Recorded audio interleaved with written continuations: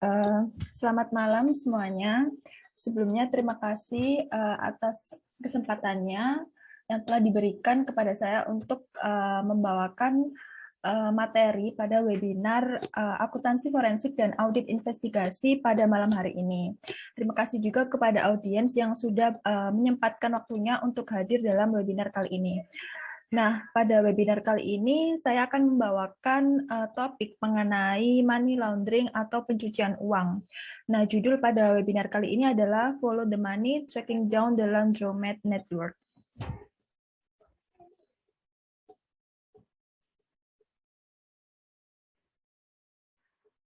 Ini profil singkat saya. Saat ini saya sedang menempuh pendidikan S1 Akuntansi Transfer di Universitas 11 Maret.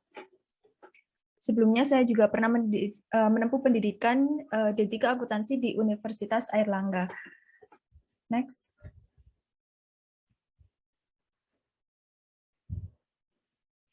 Nah, data menunjukkan bahwa sejak tahun 2012 hingga saat ini tahun 2021, praktik pencucian uang ini menarik untuk dilakukan oleh oknum-oknum tertentu. Bahkan ini Menteri Keuangan kita sampai turun tangan untuk membantu membongkar 16 kasus pencucian uang di bidang perpajakan. Ini kasus-kasus yang saya temukan di media. Saya yakin di luar sana masih banyak kasus-kasus terkait praktik pencucian uang itu sendiri yang mana tidak terungkap di media. Nah, ngomong-ngomong soal pencucian uang itu apa sih? Next.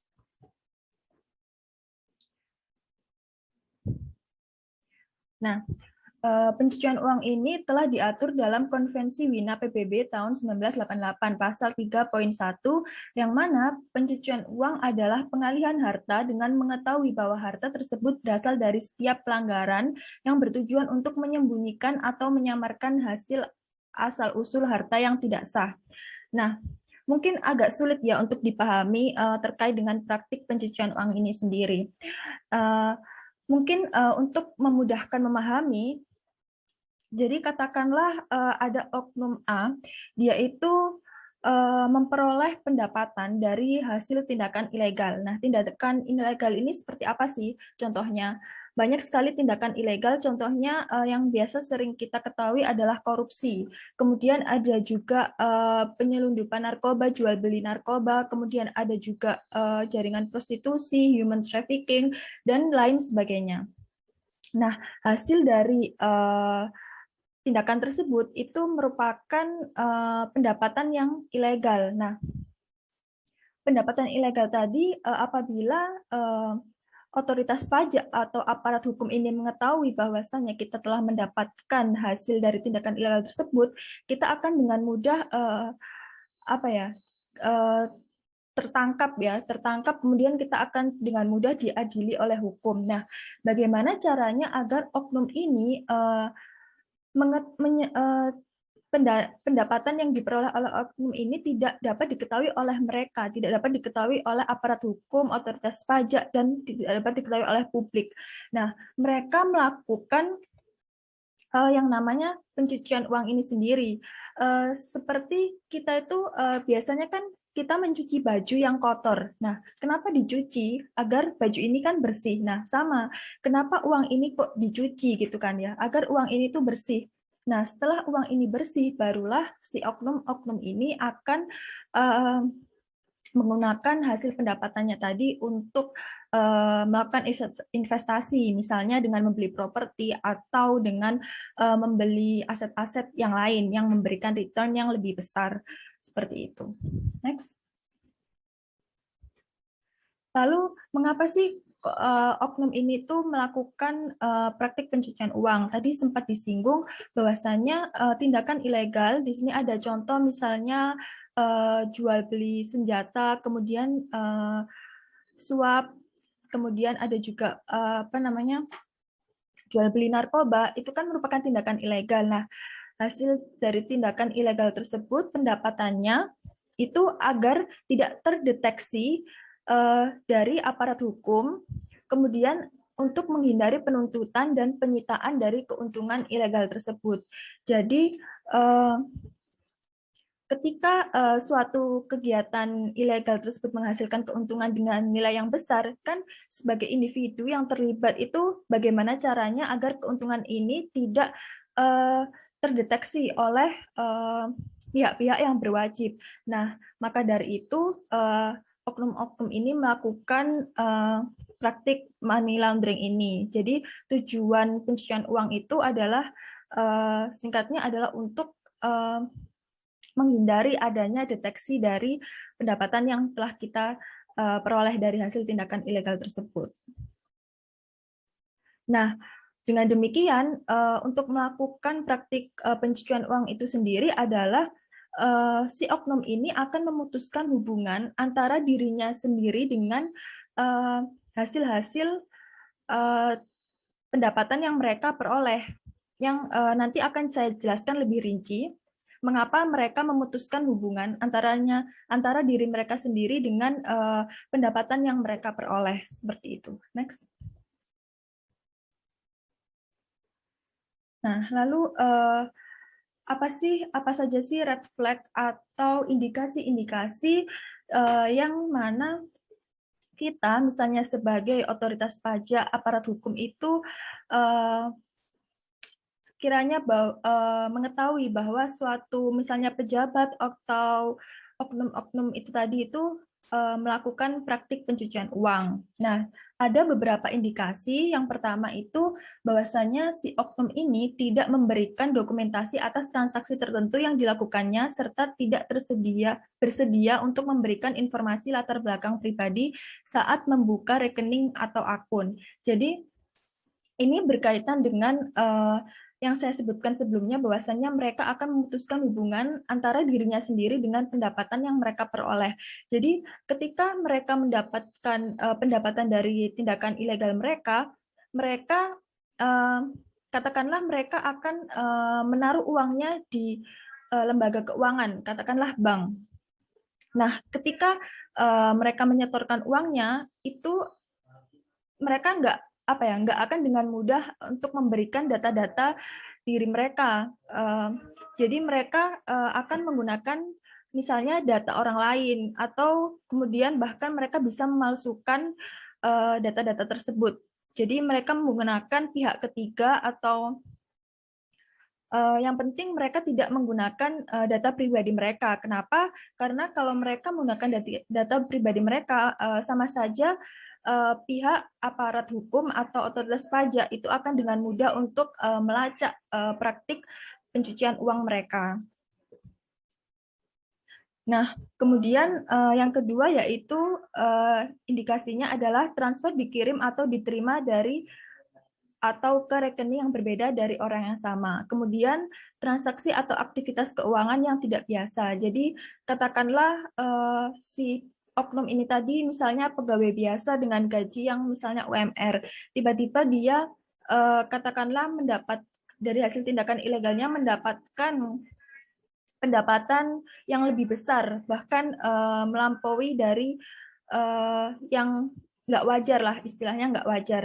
Nah, misalnya dia lapor SPT seperti itu, nah ini kan otoritas pajak akan curiga dari mana uang ini berasal, seperti itu. Nah, ini bisa dikatakan salah satu indikasi terjadinya praktik pencucian uang. Kemudian poin yang selanjutnya yaitu penghindaran atas permintaan informasi keuangan yang lebih rinci terkait dengan poin 1 yang saya sebutkan tadi. Kemudian selanjutnya adanya perbedaan informasi mengenai informasi keuangan, data pribadi, dan data lainnya pada beberapa dokumen. Ini berkaitan juga dengan poin 1 bahwasannya adanya pemutusan hubungan antara diri mereka sendiri dengan pendapatan yang mereka peroleh. Jadi mereka tidak hanya menggunakan data satu orang gitu ya, tapi beberapa orang akan dipalsukan datanya untuk digunakan sebagai keuntungan dari si oknum ini tadi. Kemudian yang selanjutnya adanya transaksi yang rumit, karena memang skema dari praktik pencucian uang ini cukup rumit, jadi transaksi keuangan yang rumit ini bisa menjadi salah satu indikasi terkait adanya praktik pencucian uang. Next. Lalu lokasi-lokasi terjadinya praktik pencucian uang. Nah,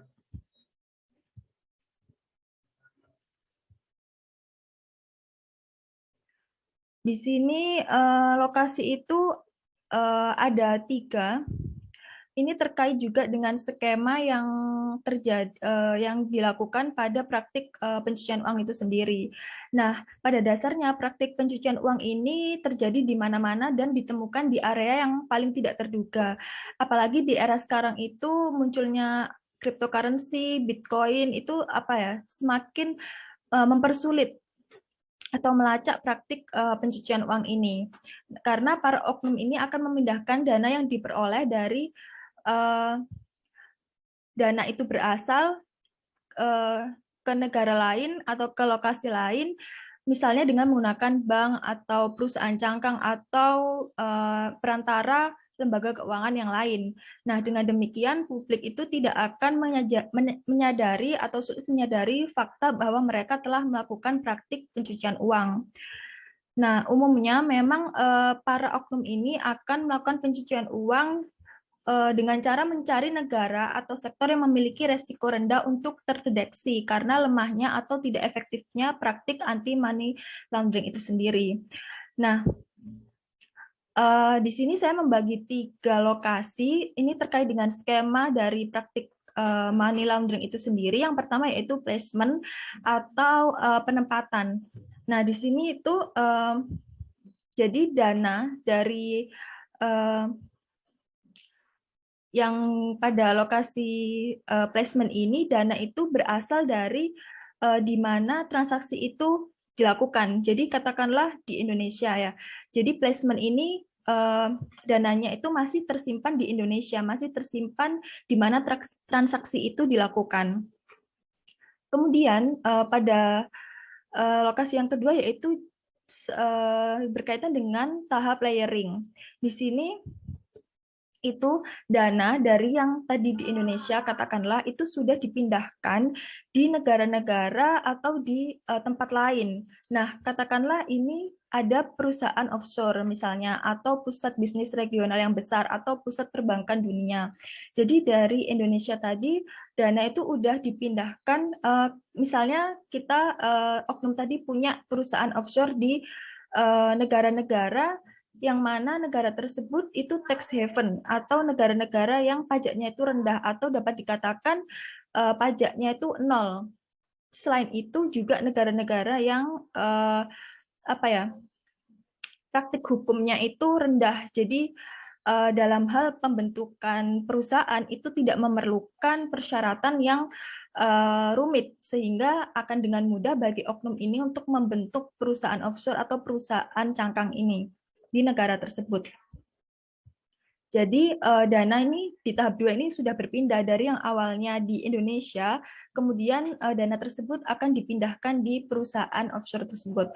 Kemudian yang ketiga, ini dana juga berpindah lagi dari yang di perusahaan offshore tadi, dana sudah berpindah di lokasi lain, yang mana lokasi tersebut memiliki peluang investasi dengan return yang besar. Nah, kenapa berpindah lagi? Karena di sini seperti yang udah saya katakan tadi, di proses layering ini dana itu udah dicuci ya istilahnya. Nanti akan saya jelaskan lebih lanjut mengenai skema, yang mana ini di layering ini dana sudah dicuci, jadi dana itu dipindahkan lagi lokasinya di tempat yang sekiranya tempat tersebut itu memiliki tingkat investasi dengan return yang besar.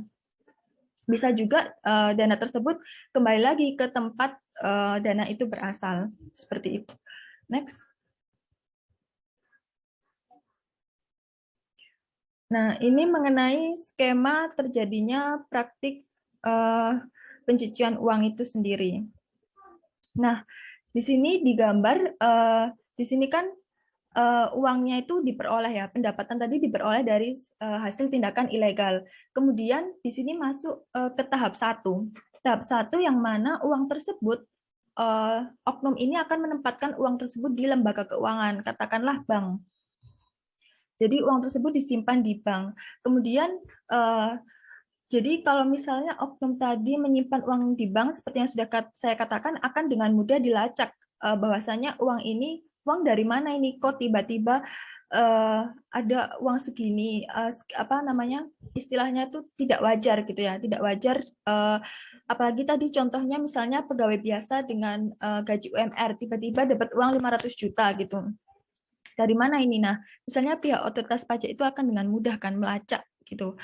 Uang ini ditransfer dari mana. Nah, masuk ke tahap 2, si oknum ini akan transfer dari yang uangnya tadi di bank, kemudian dia akan mentransfer uangnya di perusahaan melalui perusahaan offshore, seperti tadi yang sudah saya singgung di slide sebelumnya. Nah, dari perusahaan offshore ini sebenarnya kan ini dia yang punya perusahaan offshore. Nah, tapi juga lagi-lagi dia transfernya itu bukan atas nama dia. Jadi dia menggunakan pihak ketiga atau data-data lain yang dipalsukan seperti itu. Jadi dari perusahaan offshore tadi juga tidak semata-mata oknum ini menyimpan dananya udah sampai di perusahaan offshore itu aja gitu. Tapi dari perusahaan offshore ini, si oknum ini memutar lagi uangnya dengan cara misalnya, kan perusahaan offshore ini memang dapat dikatakan perusahaan yang legal. Dia ada apa ya, secara hukum dia memang diakui gitu. Tapi tidak seperti perusahaan yang lain yang mana perusahaan offshore ini dia tidak melakukan aktivitas bisnis pada umumnya gitu. Jadi si oknum ini akan melalui perusahaan offshore-nya akan melakukan transfer lagi ke katakanlah perusahaan offshore ini punya anak perusahaan. Nah, dia akan seolah-olah ada transaksi peminjaman oleh perusahaan offshore tadi ke anak perusahaannya. Katakanlah transaksi misalnya tadi apa namanya, peminjaman loan seperti itu. Nah, kemudian dari anak perusahaannya tadi misalnya membayar lagi ke si perusahaan offshore-nya. Begitu terus siklusnya untuk benar-benar si oknum ini menghindari adanya deteksi dari pihak-pihak otoritas hukum atau pihak-pihak otoritas pajak seperti itu. Nah, kemudian setelah di tahap layering ini masuk ke tahap integrasi, yang mana ini merupakan tahap terakhir. Tadi sempat saya katakan bahwasannya di tahap layering ini adalah proses mencuci uangnya. Kemudian setelah uangnya dicuci, jadilah seolah-olah uang ini hasil dari tindakan yang sudah sah, sudah legal. Sehingga si oknum ini akan selanjutnya melakukan misalnya investasi dengan cara misalnya membeli aset, kemudian investasi dalam hal yang lain seperti itu. Next. Nah, lalu dilihat dari skemanya tadi kan cukup rumit ya untuk mendeteksi praktik pencucian uang ini sendiri. Lalu bagaimana sih cara mendeteksi praktik pencucian uang itu sendiri? Bagaimana kita sebagai aparat hukum atau otoritas pajak itu menemukan pelakunya, pelaku utama dari praktik pencucian uang ini? Next. Nah, ini dari gambar itu kan ini ada kakek-kakek yang dia membawa lup, kemudian dia apa ya, berjalan menyusuri uang-uang ini. Sampai akhirnya ketika dia sampai di ujung sini, dia akan menemukan semacam istana. Jadi maksudnya apa? Jadi bagaimana cara menemukan atau melacak pelaku pencucian uang itu dengan cara mengikuti jejak-jejak atau aliran uang atau aliran dana yang dirasa memang tidak wajar. Kemudian dari situ ketemulah di mana saja lokasi dari dana-dana tersebut disimpan. Kemudian dari lokasi tersebut, lokasi ini katakanlah tadi misalnya perusahaan offshore. Dari perusahaan offshore ini kan dapat diketahui nanti foundernya siapa, kemudian CEO-nya siapa, shareholder-nya itu siapa.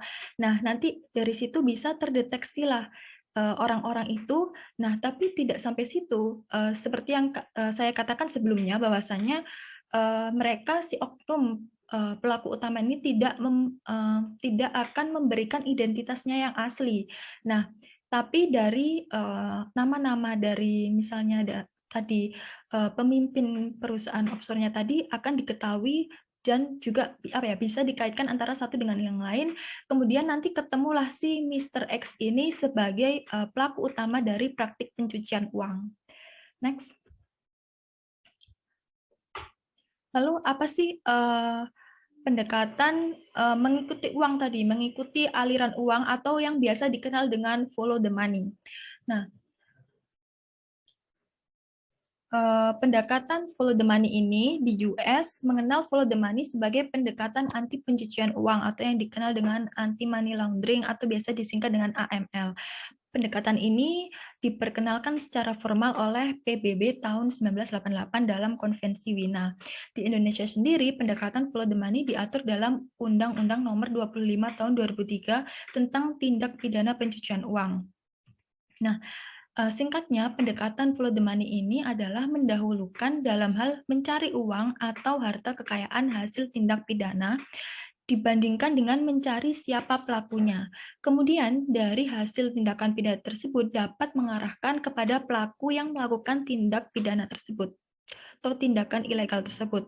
Nah, dalam pendekatan follow the money ini dibutuhkan namanya follow the money ya. Jadi pendekatan dengan cara menganalisis keuangan, investigasi keuangan untuk mengetahui transaksi dan keadaan keuangan si pelaku yang kemudian akan mengarahkan pada beberapa pertanyaan mengenai apa transaksi yang dilakukan, kemudian siapa saja yang terlibat melakukan praktik tersebut, kemudian mengapa atau motivasi apa yang membuat mereka untuk melakukan praktik pencucian uang tersebut dan di mana serta kapan praktik tersebut dilakukan.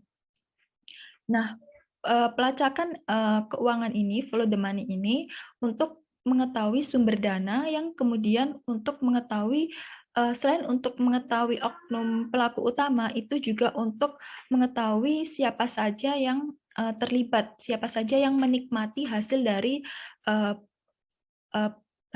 tindakan ilegal tersebut. Nah, pendekatan ini dapat dikatakan lebih efektif untuk menyelidiki transaksi keuangan dan menggunakannya untuk mengekstrak informasi atau bukti tentang kejahatan atau tindakan ilegal. Nah, misalnya pada kasus kejahatan yang terorganisir, karena memang pencucian uang ini terorganisir ya, tidak mungkin satu oknum itu bekerja sendirian. Jadi mereka pasti melibatkan beberapa pihak untuk demi terciptanya kelancaran praktik tersebut. Nah, karena memang aset atau pendapatan yang diperoleh ini memang besar, jadi mereka memang menghubungkan atau melibatkan tidak hanya satu pihak saja seperti itu. Nah, hal ini juga maksud saya pendekatan follow the money ini akan memberikan kesempatan bagi pemeriksa atau auditor forensik untuk melacak aliran uang tersebut di antara seluruh jaringan mereka. Jadi pendekatan follow the money ini akan memutuskan jaringan antara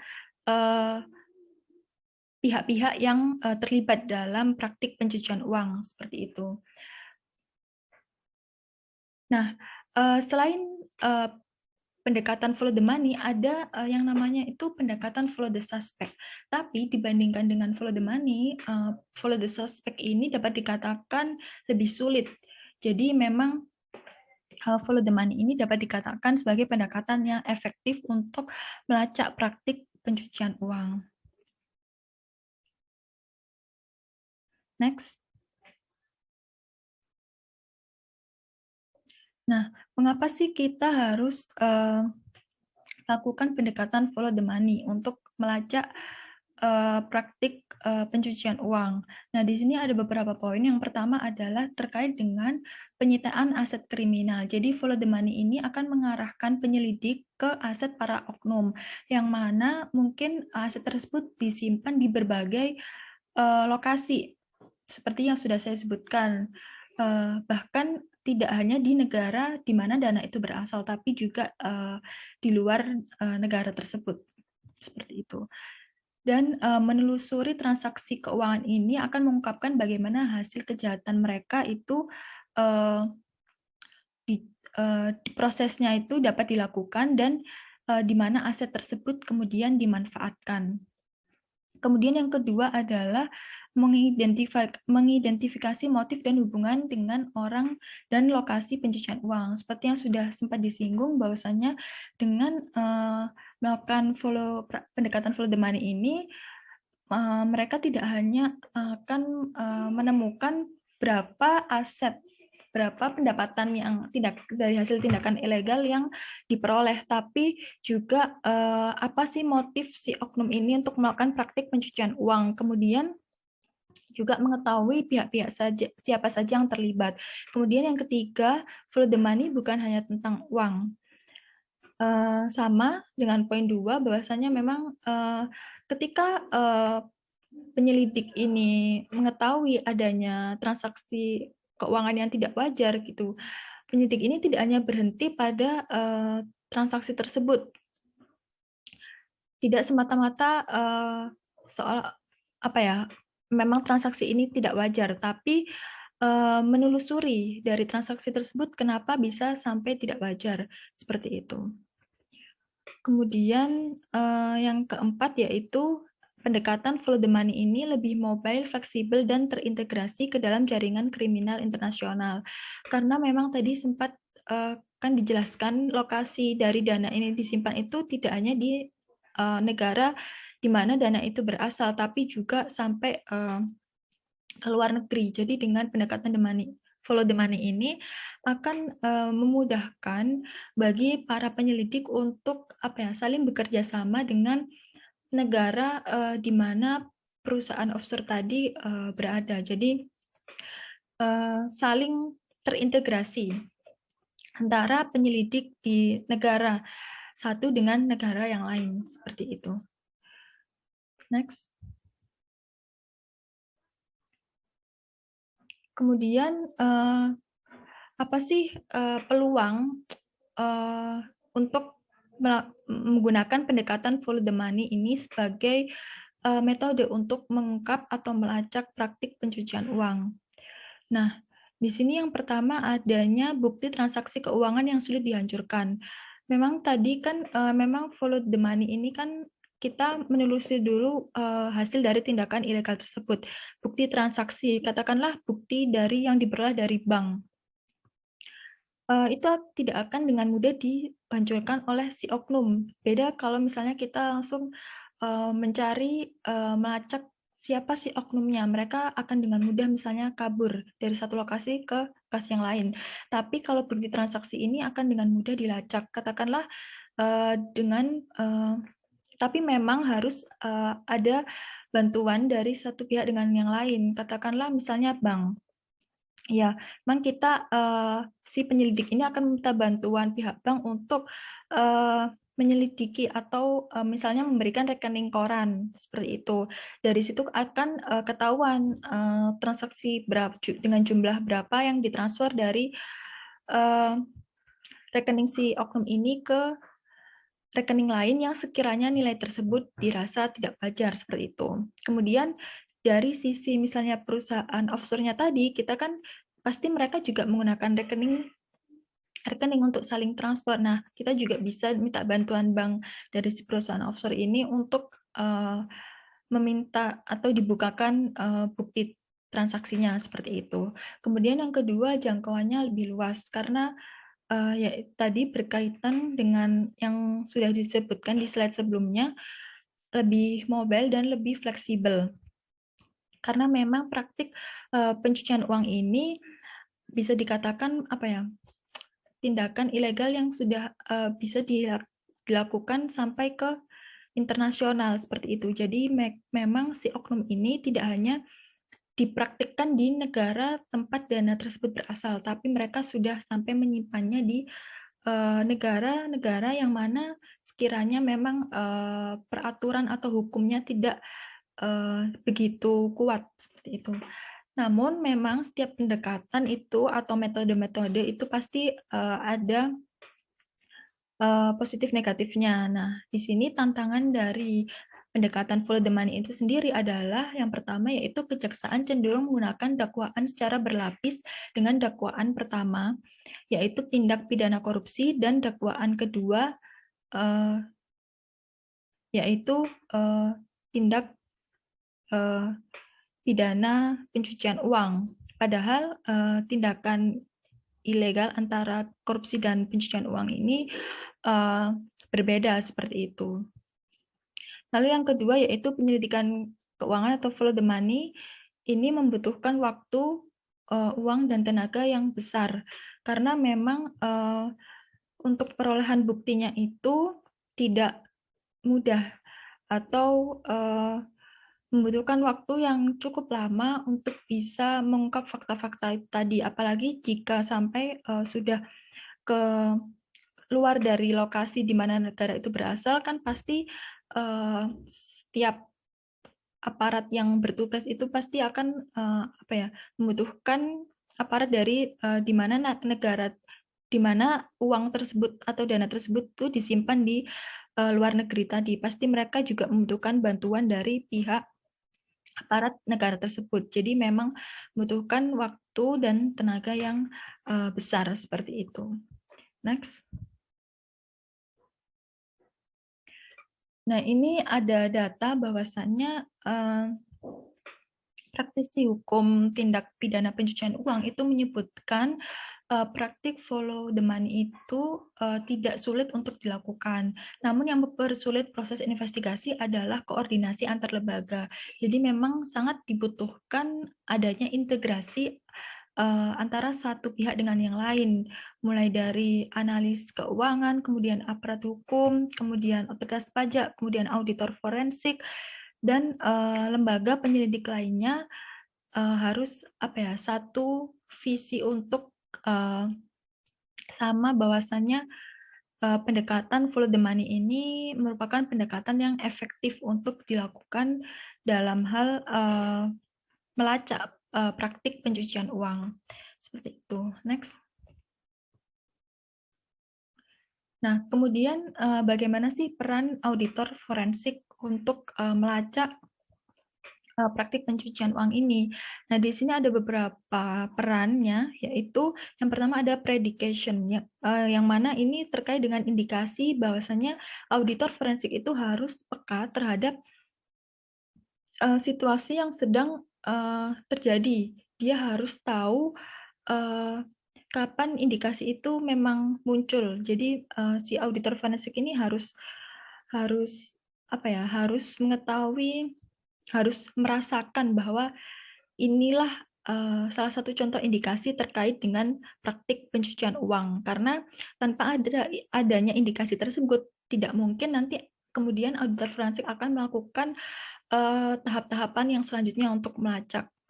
Orang dia aja tidak menemukan indikasinya, bagaimana dia bisa melacak praktik tersebut.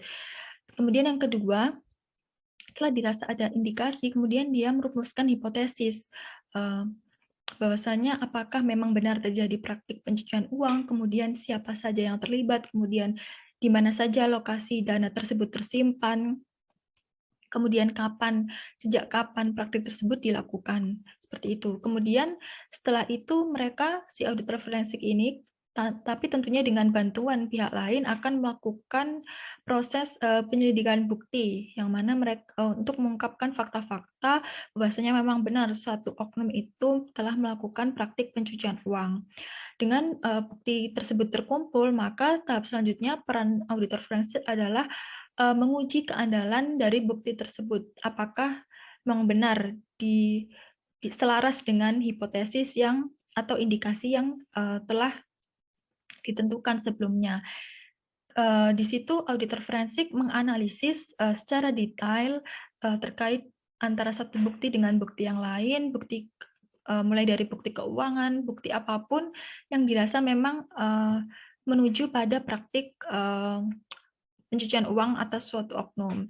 Nah, jika memang dirasa bukti tersebut telah mengungkap dan dirasa bahwa indikasi yang tadinya indikasi itu tadi sudah tidak menjadi indikasi tapi sudah memang benar real, si auditor forensik ini bisa melakukan wawancara atau interogasi dengan oknum yang bersangkutan seperti itu. Kemudian yang terakhir, atas semua hal yang dilakukan oleh si auditor forensik tadi, dia akan melakukan pelaporan hasil dari temuan auditor forensiknya, mulai dari metode-metode apa yang dilakukan untuk mengumpulkan bukti, kemudian metode yang dilakukan untuk melacak praktik pencucian uang, kemudian bukti apa saja yang ditemukan, kemudian siapa saja yang terlibat, kemudian siapa saja aparat yang bertugas, itu harus dijelaskan secara detail di laporan hasil temuan, yang mana laporan ini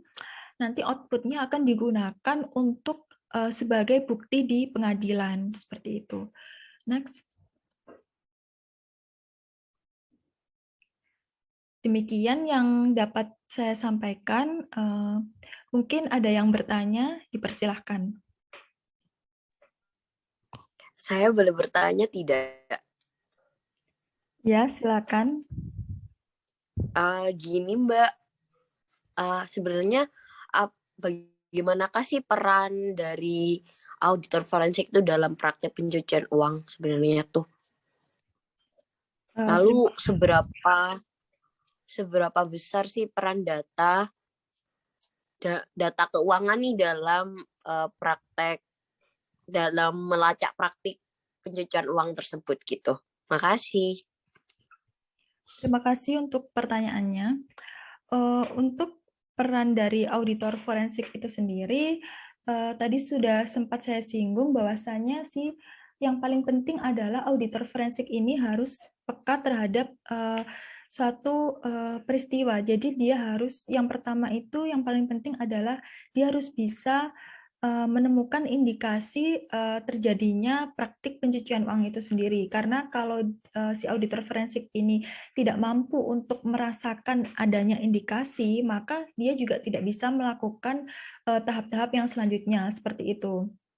Kemudian yang paling penting juga peran auditor forensik ini adalah proses pencarian datanya. Jadi auditor forensik ini bagaimana data itu bisa terkumpul, kemudian bisa mengungkapkan fakta terjadinya praktik pencucian uang oleh suatu oknum, seperti itu. Jadi metode yang digunakan itu juga harus tepat agar proses pencarian bukti ini bisa berjalan dengan efektif sehingga bukti yang dikumpulkan memang cukup dan tepat sehingga kesimpulan yang dibuat itu bisa juga memadai sehingga yang tadi awalnya auditor forensik hanya menduga-duga, mereka bisa benar-benar mengungkap fakta bahwasanya suatu oknum itu memang benar melakukan praktik pencucian uang seperti itu.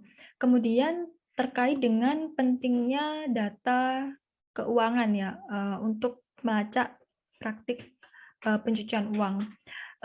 Ini berkaitan dengan pendekatan follow the money. Memang bukti data keuangan ini memang sangat penting. Seperti yang tadi sudah sempat disinggung, dia termasuk dalam peluang untuk melakukan pendekatan follow the money karena bukti keuangan ini sulit untuk dihancurkan daripada kita melacak dengan menggunakan pendekatan follow the suspect.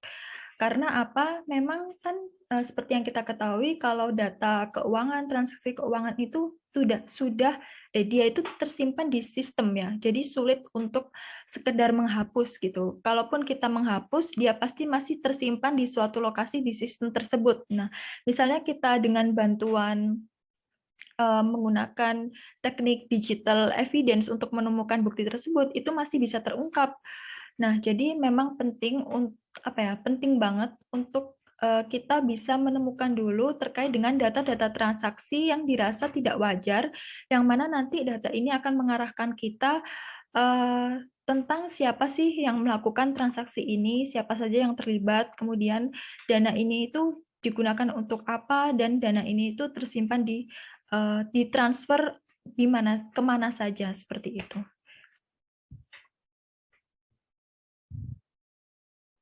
Mungkin seperti itu jawaban dari saya. Mungkin ada yang bertanya lagi. Izin bertanya, menurut Mbak Fuda sendiri, apakah follow the suspect itu dapat dikatakan bukan sebagai pendekatan yang tepat untuk melacak praktik pencucian uang? Terima kasih. Baik, terima kasih untuk pertanyaannya. Tadi memang sempat saya singgung mengenai pendekatan follow the suspect. Nah, apakah pendekatan ini tidak tepat ya? Kalau dikatakan tidak tepat itu maksudnya kurang tepat ya untuk dikatakan tidak tepat. Namun mungkin kurang efektif dibandingkan dengan follow the money, karena seperti yang tadi sudah disinggung bahwasanya kalau kita follow the suspect berarti kita kan menelusuri dulu siapa oknum ini gitu. Kita akan fokus mencari oknum, sementara oknum ini kan dia mudah untuk berpindah ya. Maksudnya dia kan bisa saja dia tuh bersembunyi di mana gitu. Kita akan lebih kesulitan. Nah, sementara kalau misalnya kita menggunakan pendekatan follow the suspect, menggunakan bukti-bukti transaksi keuangan, nah itu akan lebih mudah karena dia tetap tersimpan di suatu sistem. Meskipun dipindahkan atau dihancurkan, itu masih akan tetap terdeteksi seperti itu. Soal follow the suspect ini bukan tidak tepat, tapi belum cukup seefektif pendekatan follow the money seperti itu. Tapi mungkin dalam suatu kasus tertentu dibutuhkan juga pendekatan follow the money ini. Atau mungkin lebih baiknya juga adanya integrasi antara pendekatan follow the money dengan follow the suspect seperti itu. Mungkin sekian pertanyaan dari audiens dan pembahasan yang bisa saya sampaikan. Kurang lebihnya mohon maaf. Terima kasih sudah meluangkan waktunya untuk hadir di webinar kali ini. Terima kasih. Selamat malam.